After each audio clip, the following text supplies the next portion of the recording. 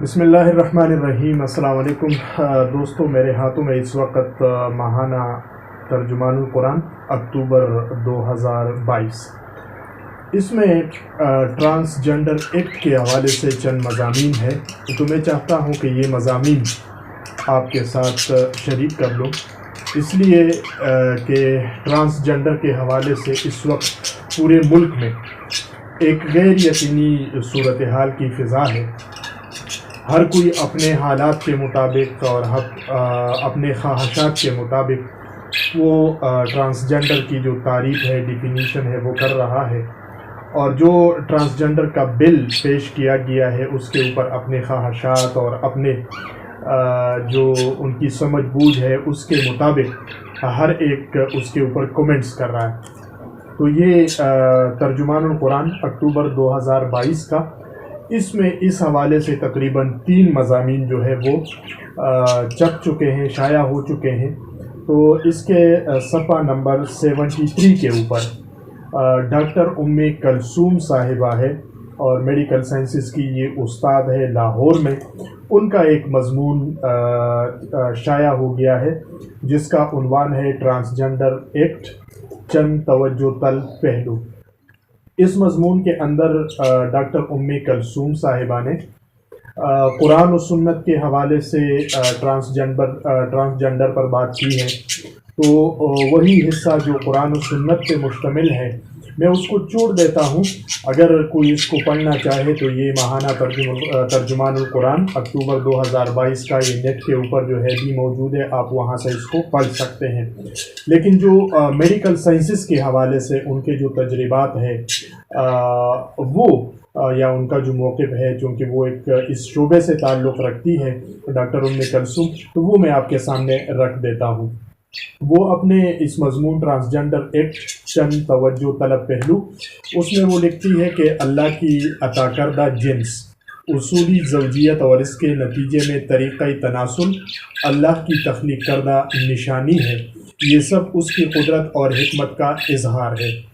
البتہ بعض اوقات اللہ ہی کی حکمت کے تحت دوران حمل یا کچھ عوامل کے اثر انداز ہونے یا صنفی خلیوں، عورت کے بیضہ یا مرد کے نطفہ میں کسی جینیاتی DNA تبدیلی یا تغیر کے باعث بچے کی جنسی شناخت میں ابہام واقع ہو جاتا ہے۔ یعنی یہ تو نیچرل ہے، فطری ہے، کوئی انسان، کوئی ڈاکٹر، کوئی معالج جو ہے وہ اس میں کچھ کر نہیں سکتا، کوئی سائنٹسٹ۔ تو پیدائشی نقائص جسم کے کسی بھی حصے میں ہو سکتے ہیں، بالکل ٹھیک ہے، وہ کوئی بھی ہوں، کہیں بھی ہوں، ایک بیماری اور آزمائش ہے، بالکل پیدائشی نقائص ہے، کسی کا آنکھ خراب، کسی کی ناک، کسی کے ہونٹ، کسی کے دانت، کسی کے پاؤں، کسی کے ہاتھ، یہ نقائص جو ہے یہ ہوتے ہیں پیدائشی، اور یہ بیماری بھی ہے اور ایک آزمائش بھی ہے سب کے لیے۔ ان نقائص کو انٹرسیکس یا جنسی نشوونما کی خرابی، ڈس آرڈر آف سیکس ڈیولپمنٹ کا نام دیا گیا ہے۔ ایسے تمام افراد کو خنثی کہا جاتا ہے۔ جنسی ابہام ایک معذوری ہے جو آبادی کے 0.017% افراد میں نوٹ کی گئی ہے۔ دیگر معذوریوں یا بیماریوں کی طرح اس کا ممکنہ علاج یا بندوبست میڈیکل کے شعبے اور معاشرے کی ذمہ داری ہے اور ان کے حقوق متعین ہیں۔ ٹرانسجنڈر کے حقوق کی حفاظت کے نام پر جو قانون سازی ہوئی ہے یا کی جا رہی ہے، اس میں ایسے افراد کے حقوق کی حفاظت یا معاشرے میں انہیں باعزت مقام دینے کی سرے سے کوئی بات ہی نہیں ہے۔ ٹرانسجنڈر کے عنوان میں ضمناً ان کا ذکر آ گیا ہے، تو اس کو نوٹ کرنے کی ضرورت ہے۔ اب وہ جنس کو ڈیفائن کرتی ہے کہ جنس کیا ہے۔ جنس یعنی سیکس تو وہ ہے جو کسی فرد کی پیدائش کے وقت حیاتیاتی شناخت ہے، جبکہ جنڈر کا مفہوم مختلف ہے، دونوں الگ چیزیں ہیں، جنس الگ ہے، جنڈر الگ ہے۔ یہ وہ کیفیت ہے جو ایک فرد اپنے بارے میں محسوس کر لے یا معاشرہ اس سے اس کردار کی توقع رکھے۔ دوسرے لفظوں میں، اگر ایک مرد یہ محسوس کرتا ہے کہ وہ عورت ہے اور وہ عورت جیسی شناخت رکھنا چاہیے اور عورت ہونے کی حیثیت میں مردوں سے جنسی لذت کا خواہشمند ہو، تو وہ اس کا جنڈر ہے۔ اس طرح کوئی عورت خود کو مرد محسوس کرتے ہوئے مردانہ اطوار اختیار کر سکتی ہے، گویا جنڈر اصل جنسی شناخت سے مختلف ہو سکتا ہے۔ اس سوچ کو مزید ترقی 1970 کے عشرے میں ملی، جب 1974 میں ٹرانسجنڈر کی اصطلاح سامنے آئی۔ بنیادی انسانی حقوق کے تحفظ کے نام پر فرد کے اس حق کو تسلیم کیا گیا کہ حیاتیاتی جنسی تعین سے قطع نظر کرتے ہوئے وہ اپنی جنس کا تعین اپنی خواہش سے کر سکتا ہے۔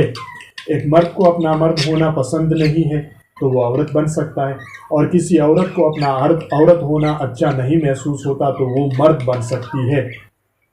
اس خواہش کی تکمیل کے لیے میڈیکل سائنسز اس کی پوری مدد کریں گے۔ چنانچہ مرد کو عورت بنانے کے لیے نسوانی ہارمون دے کر اور پلاسٹک سرجری کے ذریعے جسمانی ساخت میں تبدیلی لائی جا سکتی ہے۔ اسی طرح عورت کی مرد بننے کی خواہش ہے تو مردانہ ہارمونز اور سرجری کے ذریعے اس کی جسمانی ساخت میں رد و بدل ممکن ہو سکتا ہے۔ ظاہری ساخت میں تبدیلی کا جینیاتی ساخت پر کوئی اثر نہیں ہوتا۔ خالق کائنات کی تو ہر تخلیق منفرد ہے۔ عورت اور مرد کا بنیادی خلیہ یعنی سیل، بلکہ ہر خلیہ منفرد ایک دوسرے سے بالکل مختلف ہے۔ ابتدا میں اپنی حیاتیاتی جنسی شناخت پر عدم اطمینان کو ایک نفسیاتی بیماری قرار دیا گیا، بعد ازاں اسے ذہنی اور نفسیاتی بیماریوں کی فہرست سے نکال کر فرد کا حق قرار دے دیا گیا اور دنیا بھر کو اس حق کو تسلیم کرنے کا حکم صادر کر دیا گیا۔ دراصل ٹرانسجنڈر کے نام پر ہم جنسیت کا تحفظ بلکہ فروغ مقصود رہا ہے۔ ٹرانسجنڈر کی پوری بحث اور تذکرے میں خنثی یا خواص سرا کا تو کہیں ذکر ہی نہیں ملتا۔ ایسا غالباً صرف ہماری پاکستانی پارلیمنٹ میں ہوا ہے کہ انہیں ایک دوسرے سے منسلک کر دیا گیا تاکہ خنثی کی آڑ میں نئی اصطلاح ٹرانسجنڈر قابل قبول بنائی جا سکے۔ اس اصطلاح کو قابل قبول بنانے کے لیے میڈیا اور دوسرے مقامات پر خنثی کو ٹرانسجنڈر کہنا شروع کر دیا گیا۔ اس کے بعد انہوں نے حضرت ابو ہریرہ رضی اللہ تعالیٰ عنہ یعنی قرآن و سنت کے حوالے سے انہوں نے چند مثالیں دی ہوئی ہے، تو میں اسی کو چھوڑ دیتا ہوں اور پھر آگے پیج نمبر 76 پر جو مضمون کا آخری حصہ ہے وہ اس کے بارے میں لکھتی ہے کہ جنسی تبدیلی کے آپریشن کے بارے میں تمام مسلم علماء کا ایک ہی موقف ہے۔ مصر کا جامعہ الازہر ہو یا سعودی عرب کا دارالافتاء، پاکستان اور ہند کے تمام مکاتب فکر کے علماء کا اس معاملہ میں متفق فیصلہ ہے۔ ملیشیا، مراکش، انڈونیشیا، قطر کے علماء غرض اس معاملے میں متفق ہے۔ قطر کے وزارت اوقاف کے تحت کام کرنے والے مستند اوقافی مرکز نے ایک سوال کے جواب میں ڈاکٹر محمد علی الباری نے لکھا ہے، اس قسم کے آپریشن کی اجازت کیسے دی جا سکتی ہے جو اللہ سبحانہ و تعالیٰ کی تخلیق میں تبدیلی کو ملتزم ہے اور جبلت سے انحراف بھی ہے۔ آپریشن صرف اسی صورت میں ہو سکتا ہے جب حالت مشتبہ ہو، جیسا کہ ایک فرد حقیقت میں عورت ہے لیکن اس کے اعضاء مردوں کی طرح ہوں، تو ایسی صورت میں قدرتی اور اصل حالت میں واپس آنے کے لیے آپریشن کروانے میں کوئی حرج نہیں ہے۔ لیکن اگر اعضاء معمول کے مطابق ہو، جنسی شناخت میں کوئی شعبہ نہیں ہے، تو محض خواہش کی تکمیل کے لیے جنس کی تبدیلی کا آپریشن کروانا جائز نہیں ہے۔ فقط جنس سے مخالف کی طرف نفسیاتی میلان اور رجحان اس آپریشن کے لیے جواز نہیں بن سکتا، بلکہ یہ رجحان ختم کرنے کے لیے اللہ رب العزت کی طرف رجوع کرنے اور اپنا نفسیاتی علاج کروانے کی ضرورت ہے۔ تو یہ چیزیں مختلف ہے، ٹرانسجنڈر ہے، انٹرسیکس ہے، سیکس ہے، جنڈر ہے، یہ مختلف چیزیں ہیں۔ جب تک یہ چیزیں انسان اچھی طرح سے سمجھ نہ لیں تو یہ جو ٹرانسجنڈر ایکٹ ہے یہ ان کی سمجھ میں نہیں آئے گا۔ تو لہٰذا یہ جو مضمون ہے ترجمان القرآن اکتوبر 2022 اور ڈاکٹر امی کلثوم صاحبہ نے اس ٹرانسجنڈر ایکٹس کے اوپر جو لکھا ہے وہ آپ پڑھ لیجئے گا، تو یہ چیز جو ہے یا جو ایکٹ جو ہے وہ آپ کی سمجھ میں آ جائے گا۔ جن دوستوں نے ہمارے چینل کو سبسکرائب نہیں کیا ہے وہ چینل کو سبسکرائب کریں، بیل آئیکن کو آن رکھیے گا۔ کمنٹس کی صورت میں آپ ہمیں رائے بھی دے سکتے ہیں۔ اصغر خان عسکری کو اجازت، اللہ نگہبان۔